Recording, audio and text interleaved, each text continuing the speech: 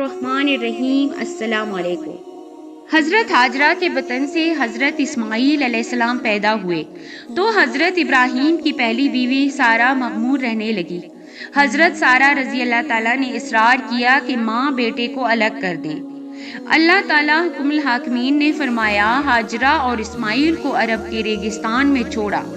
حضرت ابراہیم علیہ السلام نے حضرت ہاجرہ رضی اللہ تعالیٰ عنہ اور اسماعیل علیہ السلام کو اس جگہ لے گئے جہاں کعبہ ہے۔ اس زمانے میں یہ جگہ بالکل غیر آباد تھی۔ حضرت ابراہیم علیہ السلام کی نگاہوں سے جب دونوں ماں بیٹا اوجھل ہو گئے تو آپ علیہ السلام نے ہاتھ بلند کر کے اللہ تعالیٰ کے حضور عرض کیا، اے ہمارے پروردگار، میں اپنی کچھ اولاد اس بے کھیتی وادی میں تیرے رحمت والے گھر کے پاس بسائی ہے۔ اے ہمارے پروردگار، یہ اس لیے کہ وہ نماز قائم کرے، بس تو کچھ لوگوں کے دلوں کو ان کی طرف مائل کر دے اور انہیں پھلوں کی روزی عنایت فرما، یہ شکر گزاری کرے۔ روز میں مشکیزے کا پانی ختم ہو گیا اور کھجورے بھی، پہلے دودھ اترنا کم ہوا اور پھر ختم ہو گیا۔ بچے نے رو رو کر آسمان پر سر پر اٹھا لیا۔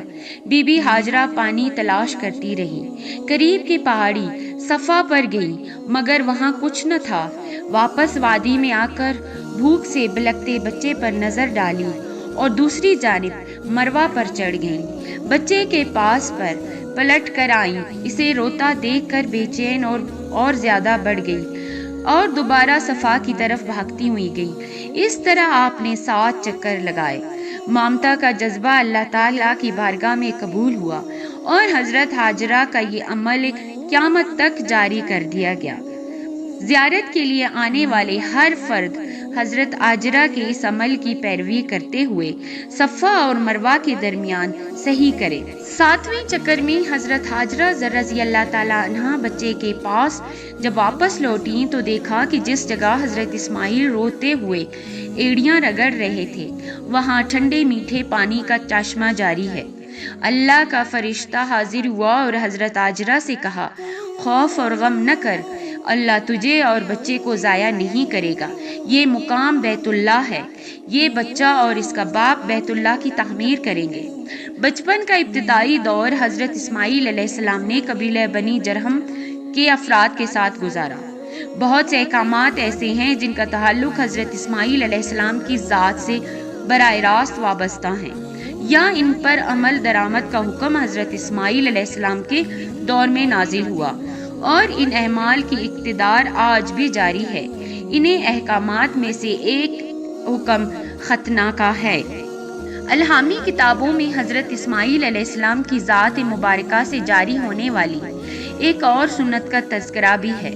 حضرت اسماعیل علیہ السلام کے والد حضرت ابراہیم علیہ السلام نے مسلسل 3 راتوں تک ایک ہی خواب دیکھا۔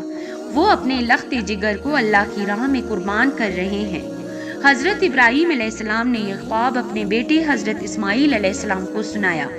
فرمایا، بیٹے نے عرض کیا، آپ اللہ تعالیٰ کے برگزیدہ بندے اور پیغمبر ہیں۔ آپ علیہ السلام اللہ تعالیٰ کے حکم کی تحمیل بجا لائیں، انشاءاللہ آپ مجھے صابر اور شاکر پائیں گے۔ اللہ تعالیٰ کے حکم کی تحمیل کے لیے دونوں برگزیدہ بندے گھر سے روانہ ہوئے۔ ابلیس ان کے ارادے کو متزلزل کرنے کے لیے حضرت ہاجرہ کے پاس آیا اور اس نے بتایا کہ حضرت ابراہیم اپنے اکلوتے بیٹے حضرت اسماعیل کو ذبح کرنے کے لیے جا رہے ہیں۔ ہاجرہ نے فرمایا کہ اسماعیل ہماری اکلوتی اولاد ہے اور بہت دعاؤں کے بعد اللہ تعالیٰ نے یہ نعمت ہمیں عطا کی ہے۔ اسماعیل کا باپ ایسا نہیں کر سکتا، بلا وجہ اسے جان سے مار دے۔ ابلیس نے کہا، تمہارے رب کا یہی حکم ہے کہ اپنے بیٹے کو قربان کر دو۔ یہ سن کر بی بی ہاجرہ نے کہا، اگر یہ میرے رب کا حکم ہے تو میں اس کی رضا پر راضی ہوں۔ ابلیس ناکام ہو کر حضرت ابراہیم علیہ السلام کے پاس آیا اور بولا، آپ عمر رسیدہ ہیں اور اسماعیل علیہ السلام آپ کی اکلوتی اولاد ہے۔ اگر آپ نے اپنے بیٹے کو مار ڈالا تو آپ کی نسل آگے کیسے بڑھے گی؟ حضرت ابراہیم علیہ السلام نے جواب فرمایا، اسماعیل علیہ السلام سے میرا تعلق اللہ کے لیے ہے۔ یہ تعلق اس بنیاد پر ہے کہ اللہ تعالیٰ نے اس کی پیدائش کے لیے مجھے وسیلہ بنایا۔ بیٹا میرے پاس اللہ تعالیٰ کی امانت ہے۔ اللہ تعالیٰ ہم سب کے مالک و مختار ہیں، وہ جب چاہیں جیسا چاہے حکم دے، ہم سب اس کے فرما بردار ہیں۔ ابلیس نامراد ہو کر واپس چلا گیا، لیکن اس نے ناکامی کو کامیابی میں تبدیل کرنے کے لیے حضرت اسماعیل علیہ السلام کے پاس گیا۔ حضرت اسماعیل علیہ السلام نے کہا، میرے اللہ کا جو حکم ہے میں اس پر راضی ہوں۔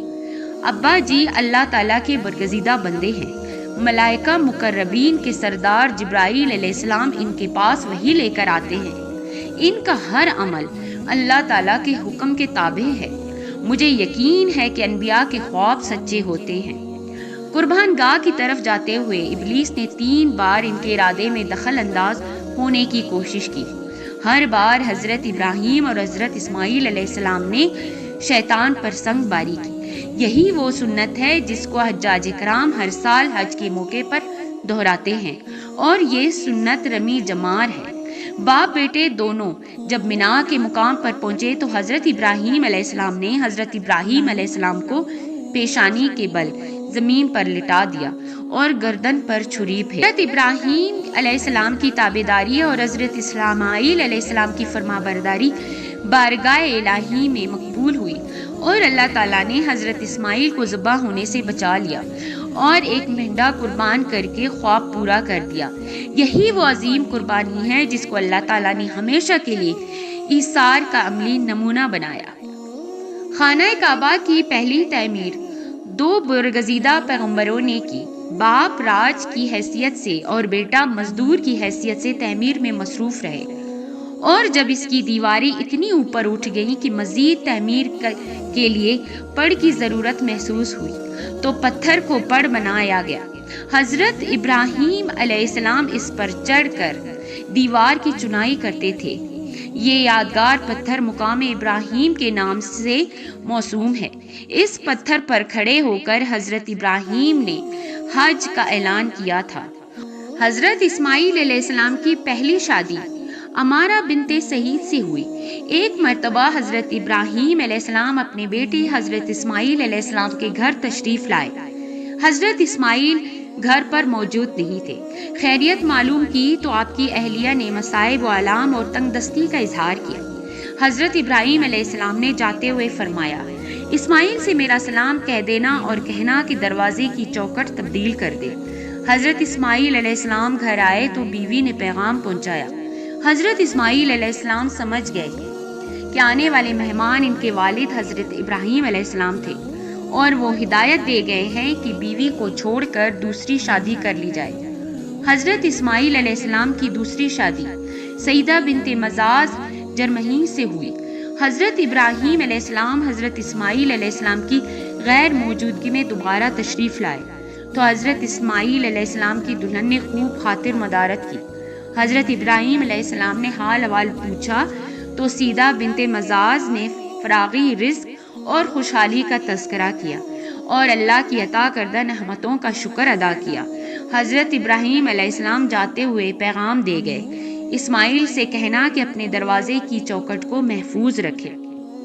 حضرت اسماعیل علیہ السلام کے گھر واپس آنے پر ان کی اہلیہ نے تمام رویداد بیان کی تو حضرت اسماعیل علیہ السلام نے فرمایا، وہ میرے باپ حضرت ابراہیم علیہ السلام تھے اور مجھے ہدایت کر کے گئے ہیں، میں تمہیں اپنے آپ سے جدا نہ کروں۔ حضرت اسماعیل علیہ السلام کے 12 بیٹے تھے جو اپنے اپنے قبیلے کے سردار کہلائے، اور یہ قبیلے سرداروں کے ناموں سے مشہور ہوئے۔ ان کے بیٹوں کے ناموں سے ان کی بستیاں اور چھاؤنیاں آباد ہوئیں، اور یہی وہ 12 بیٹے اپنے اپنے قبیلے کے سردار ہوئے۔ حضرت اسماعیل علیہ السلام کی ایک بیٹی تھی جس کی شادی عیسیٰ دوہم سے ہوئی، جو آپ علیہ السلام کے چھوٹے بھائی حضرت اسحاق علیہ السلام کے بڑے فرزند اور حضرت یعقوب علیہ السلام کے بھائی تھے۔ حضرت اسماعیل علیہ السلام سیدنا حضور علیہ السلام کے جدہ اعلیٰ ہیں۔ آپ علیہ السلام حضور علیہ السلام سے کم و بیش 3500 سال قبل پیدا ہوئے۔ حضرت اسماعیل علیہ السلام نے 137 برس کی عمر میں انتقال فرمایا۔ حضرت اسماعیل علیہ السلام کا تدفین کعبہ شریف میں میزاب اور حجر اسود کے درمیان ہے۔